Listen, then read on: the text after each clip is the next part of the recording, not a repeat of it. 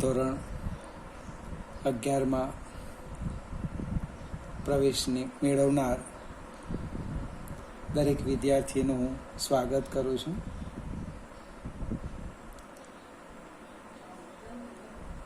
મારો વિષય છે ભૌતિક વિજ્ઞાન.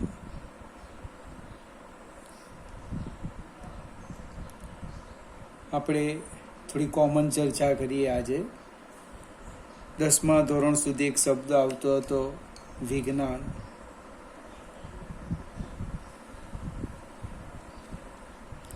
અગિયાર વિજ્ઞાનમાં એના 3 ભાગ પડે છે.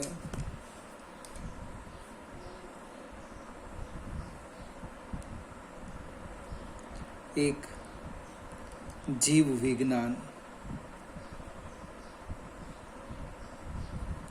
2 રસાયણ વિજ્ઞાન અને ત્રીજો ભાગ પડે છે ભૌતિક વિજ્ઞાન.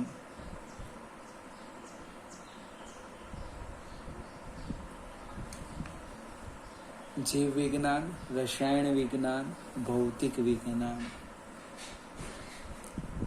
જીવ વિજ્ઞાનની અંદર સજીવની વાત કરે, વનસ્પતિ, માણસ, પ્રાણી, સજીવની ટૂંકમાં વાત કરે. રસાયણમાં રસાયણની વાત કરે, જુદા જુદા દ્રવ્યની ચર્ચા આવે, એના બંધારણની ચર્ચા આવે. અને ભૌતિક વિજ્ઞાનમાં આજે બાકી રહી ગયું, આ 2 સિવાયનું બધું જ આપણી આસપાસ જે પણ કોઈ ઘટના બને, અવકાશ હોય, દરેક હોય, એની ચર્ચા કરવામાં આવે. ભૌતિક વિજ્ઞાનમાં આપણે અંગ્રેજીમાં એને ફિઝિક્સ કહીએ.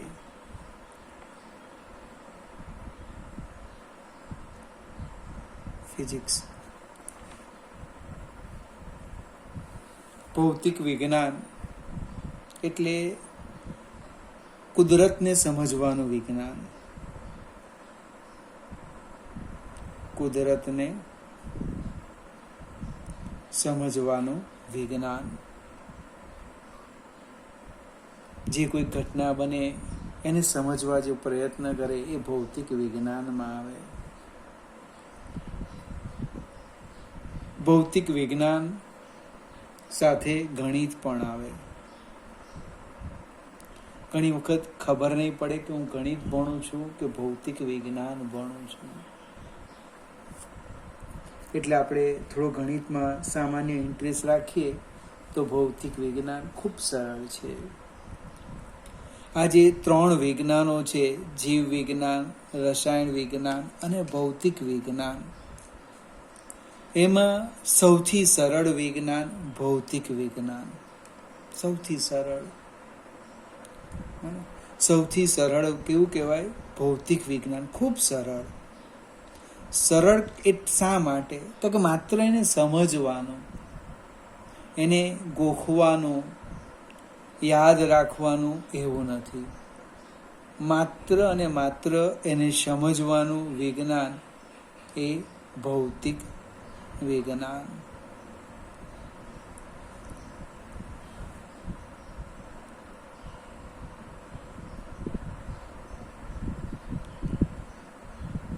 જે ન સમજે એના માટે સૌથી ભારે વિજ્ઞાન તો ભૌતિક વિજ્ઞાન. મારો સબ્જેક્ટ છે ભૌતિક વિજ્ઞાન, એટલે હું સંપૂર્ણ પ્રયત્ન કરીશ સમજાવવા માટે, અને તમારે સંપૂર્ણ પ્રયત્ન કરવાનો સમજવા માટે. કોઈ પણ પ્રશ્ન હોય એને સમજવાનો છે. પરીક્ષાની ચર્ચા પાછળથી કરવાની, પહેલા આપણે સમજવાનું કામ કરવાનું, શીખવાનું કામ કરવાનું. પછી પરીક્ષામાં શું પૂછવાના છે, તો જે પૂછવાના હોય તે પૂછે. આપણે જો સમજેલા હોય તો કોઈ તકલીફ પડવાની નથી. હું સૌથી વધારે પ્રયત્ન કરીશ કે તમને ખ્યાલ આવે. ઓનલાઈન શિક્ષણ છે, કદાચ 15-20 દિવસ પછી ઓફલાઈન પણ થઈ જાય તો વાંધો નહીં, તે સૌથી સારું છે. પણ મારું એવું માનવું છે વન વે ગેમ નહીં ચાલશે. બીજું શરમ શબ્દ કાઢી નાખવાનો કે હું ખોટું બોલીશ, કોઈ સાંભળે, આમ થાય, એવું નહીં. આપણા મગજમાં જે કંઈક પ્રશ્ન આવતા હોય એની ચર્ચા કરવાની. ચર્ચા કરવાથી સમજ વધારે પડે અને આનંદ પણ આવે. બીજા શું વિચારે એમાં આપણે પડવાનું નથી. આપણે આજે થોડીક ગણિતની હું વાત કરવાનો છું.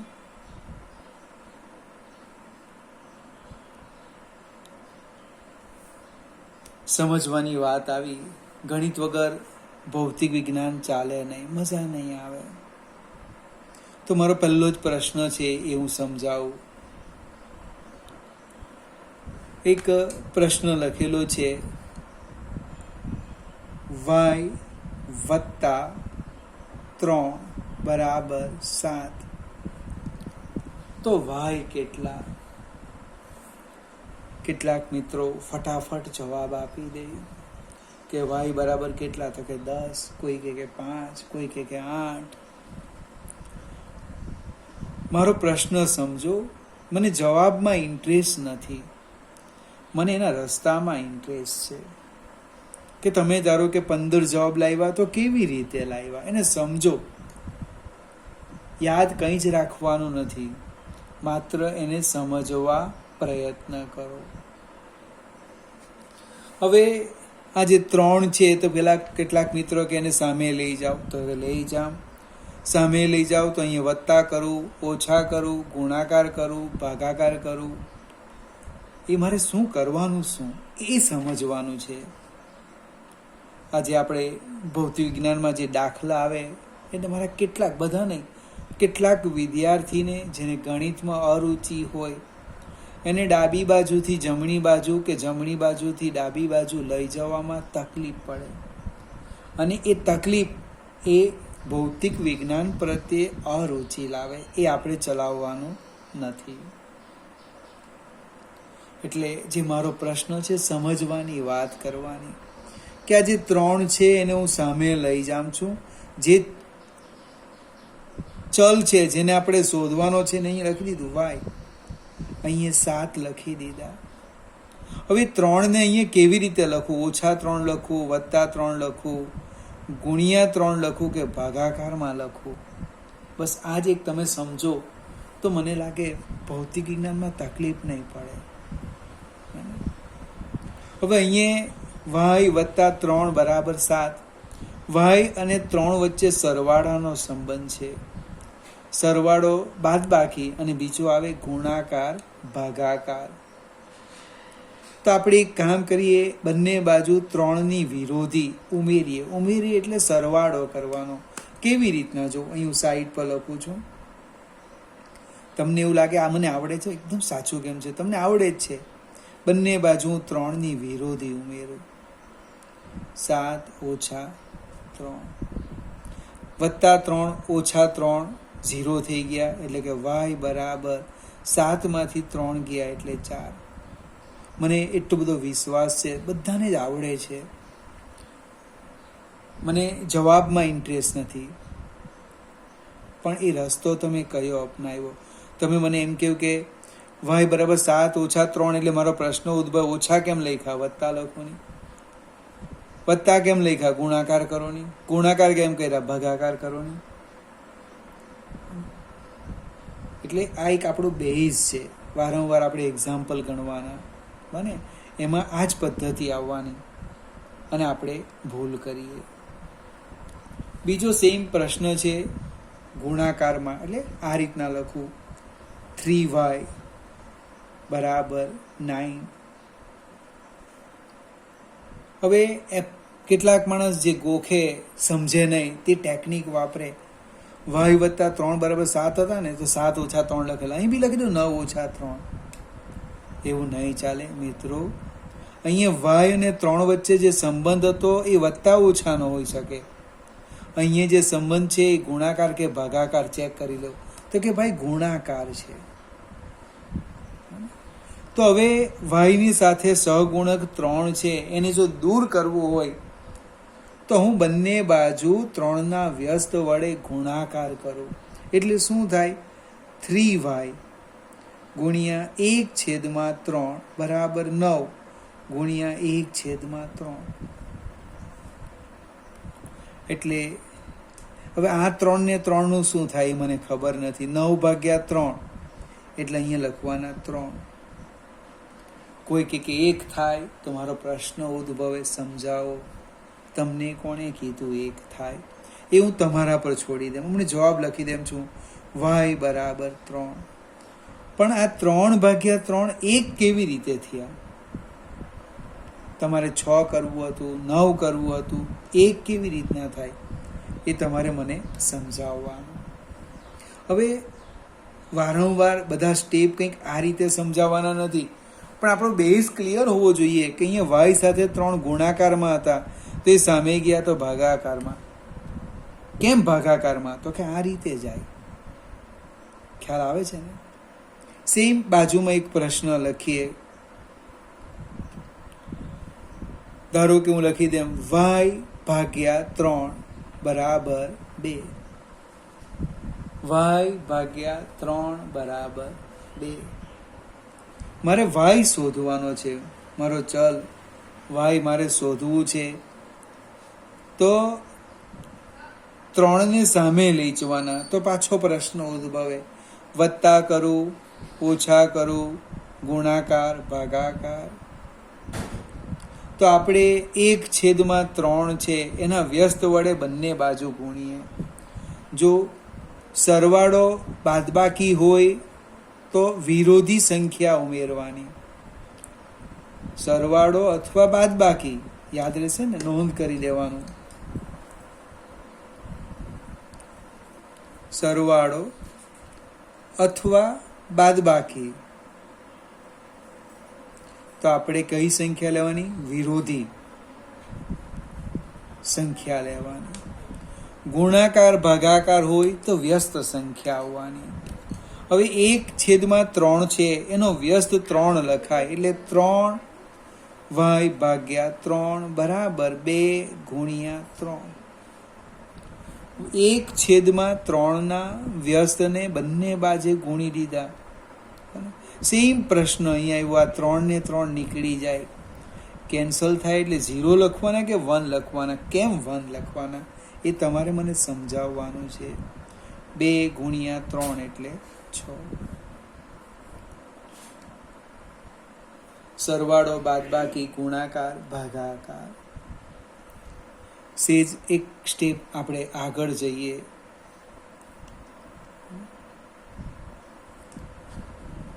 ઘાતાંકની વાત કરીએ.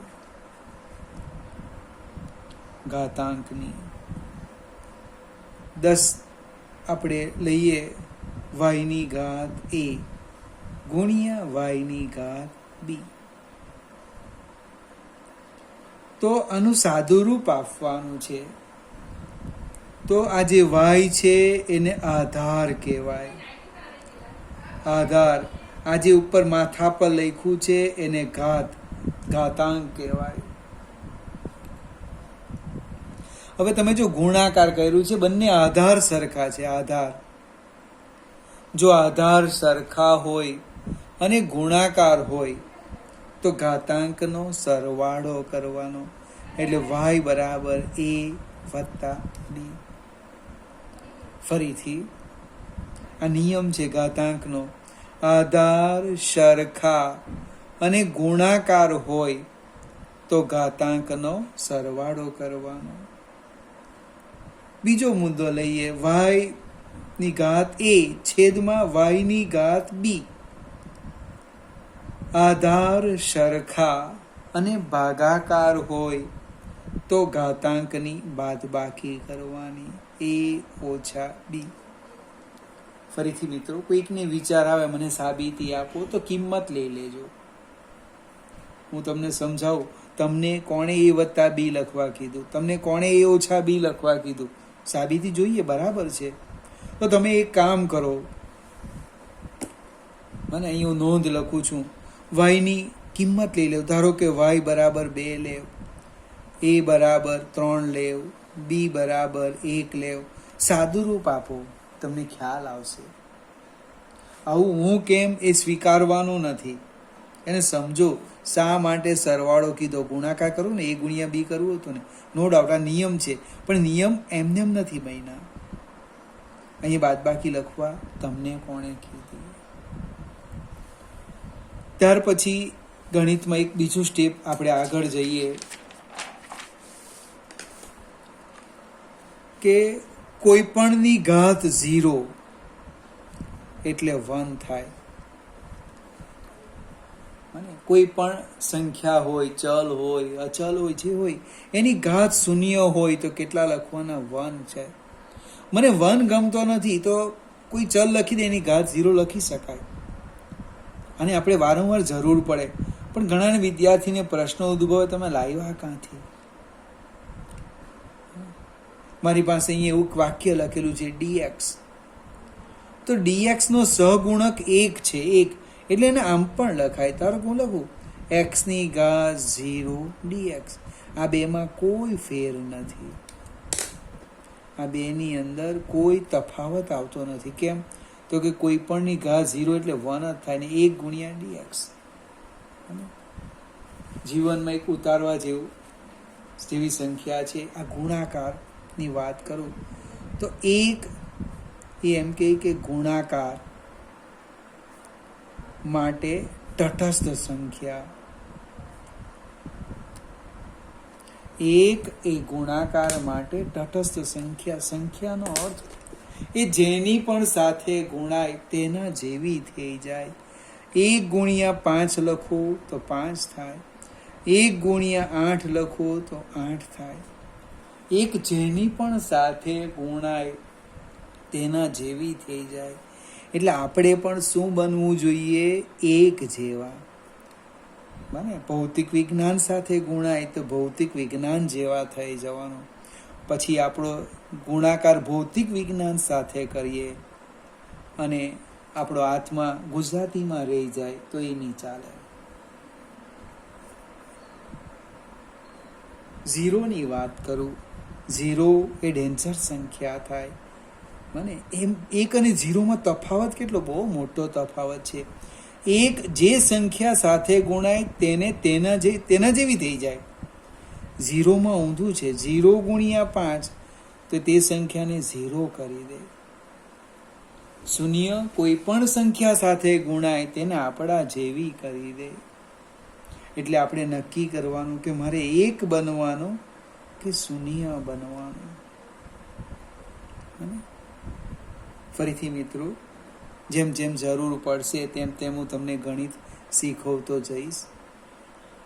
આ તો થોડી આજે બેઝ ચર્ચા કરી.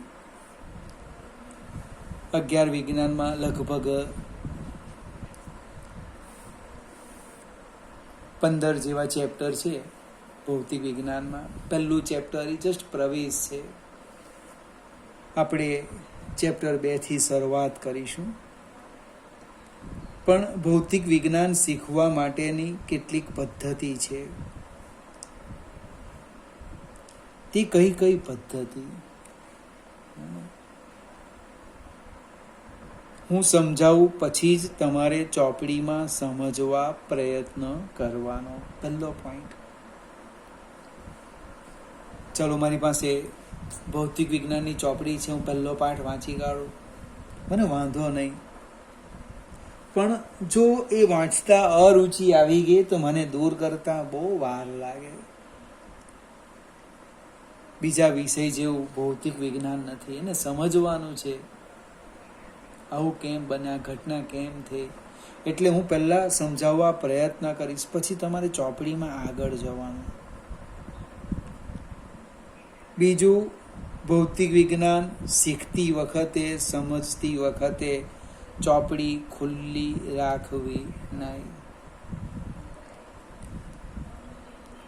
ત્રીજું, ચોપડી સિવાય બીજા સાહિત્ય જરૂર લાગે તો જ લેવાના, અમને ઉતાવળ કરવી નહીં. અને ધારો કે આજે મેં 15 મિનિટ કે 30 મિનિટ હું તમને સમજાવીશ, એક પીરિયડ લેક્ચર આપણે લઈએ, તમને જે મુદ્દો નહીં સમજ પડે તો પ્લીઝ તરત જ ક્લાસની વાત કરો, ઊભા થઈને કહેવાનું કે ભાઈ યોગેશ મને આ સમજ પડતી નથી તો હું સમજાવી દેવા. ઓનલાઈનની વાત કરું છું, નહીં સમજ પડે તરત વોટ્સઅપ પર કહેજો, હું પ્રયત્ન કરીશ. પણ શરત એવી છે, આપણા વોટ્સઅપના ગ્રુપ પર કોઈએ પ્રશ્ન નહીં મૂકવાના. મારો નંબર તમારી પાસે છે જ, ન હોય તો વોટ્સઅપ પરથી શોધી કાઢવાનો, એના પર મૂકવાના. તમારા જે કંઈક પ્રશ્નો હોય એ પ્રશ્નની ચર્ચા આ ગ્રુપમાં નહીં, મને વ્યક્તિગત મોકલી આપવાનું.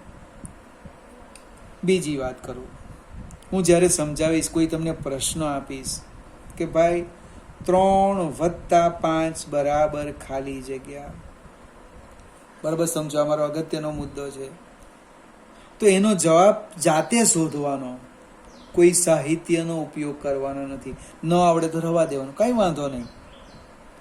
કોઈ મિત્રની પણ મદદ લેવી નહીં.